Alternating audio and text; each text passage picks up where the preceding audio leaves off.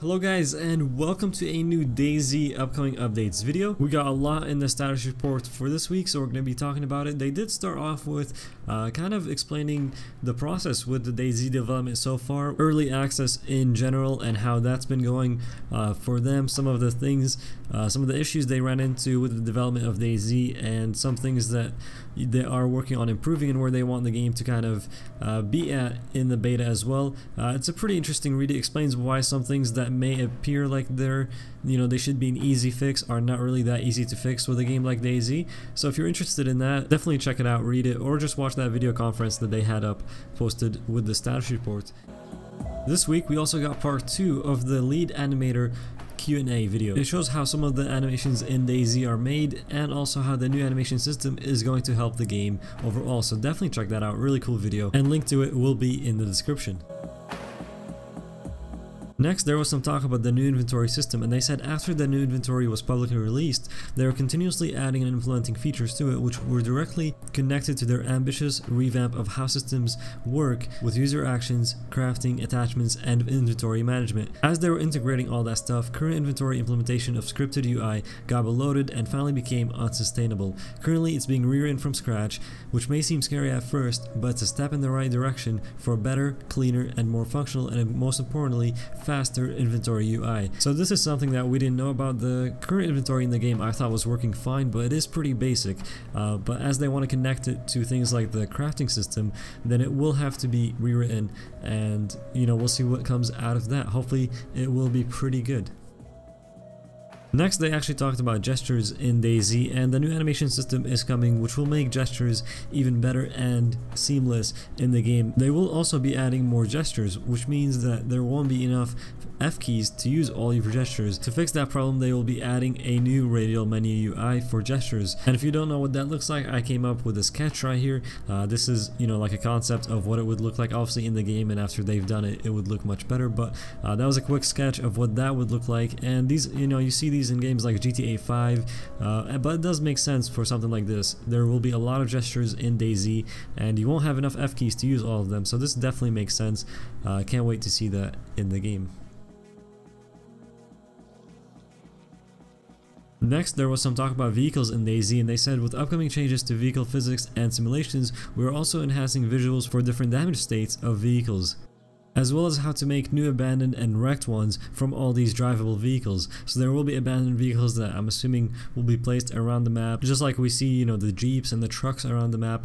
We'll probably have some of the drivable vehicles also abandoned and wrecked around the map, and that kind of does make sense. They also said large attachments like doors, hoods, and wheels will be removable from all these abandoned and wrecked vehicles, so you'll be able to use those parts on vehicles that are drivable. So that's actually really cool. I'm glad to hear that. That's a good step in the right direction for vehicles in DayZ. They also released this picture here showing the enhanced visuals for different damage states of vehicles.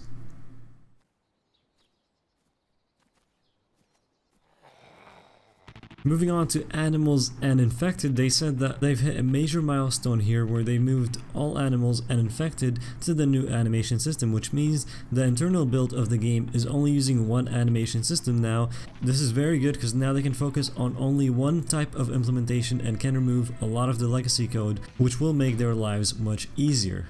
They also said that now they just need to connect existing game features to the new implementations of player and AI entities and solve issues like AI pushing players around, which is currently an issue in the stable build, so that will be fixed. It was also said that interaction system with the game environment has been heavily modified. In current 0.61 and future 0.62 updates, the client side is asking the server for possible interactions, and the server returns a list of these actions. In 0.63, they decided to get an action list on the client side, so there won't be any latency lag, and there will be less network traffic between the client and the server.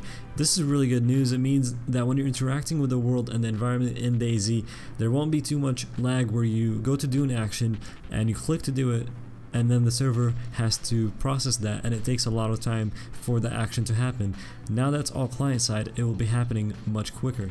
So this is going to be a huge thing for the 6.3 update, and I'm definitely looking forward to it. They also said there was a major change in the internal version with the voice over network communication, and that it's now using client/server architecture as well. This will allow them to optimize voice data traffic, and more importantly, there will no longer be any peer-to-peer connections between players. Together with these changes, they should be able to start the implementation of new advanced communication features like public address system or static transmitters. These were systems that they talked about before, and we've been waiting for the implementation of it. Now we see some progress is being made there and improvements to the voice network communication in DayZ.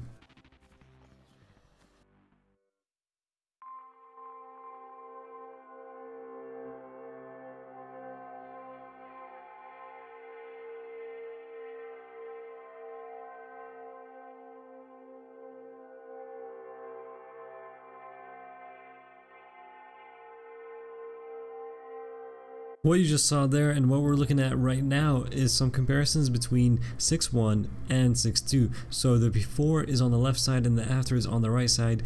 So right now this complete picture is before, this is the current 6.1, and as I slide it over, you're going to see the progress and how the forests have changed in 6.2. Now 6.2 is still a work in progress. They did say that in the status report, but they did release quite a few screenshots which looked pretty good. We'll be showing some of them here on the screen. If you didn't know, the forests are going to be completely redone in 6.2, so that's a pretty big change. A lot of DayZ is covered by forests, so this will be a major change for Trinaris and a big improvement for the map overall. So far, all of these pictures they released about 6.2 and the new forests from 6.2 have looked pretty amazing. This next one here will be showing the forest, so we're going to look at it here before.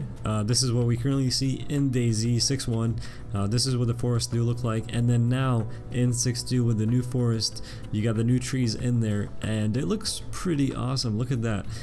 Really good screenshot there. And this next one is even better. Look at the screenshot here. This is from the western border of the map, and they said that now the western border of the map will have properly generated forests. If you remember, or if you go to the western portion of the map at the moment, it's just kind of empty. It kind of cuts out, and it doesn't really have forests like the rest of the map does, but now it will, and it will have these new forests coming with 6.2. So very exciting stuff there. I hope you guys enjoyed this video, and if you've noticed, I tried to kind of step up with the production on these videos. So if you do like what you saw, hit that like, and if you're new, subscribe. Thank you guys for watching. Hope you enjoyed it, and I'll see you guys in the next video.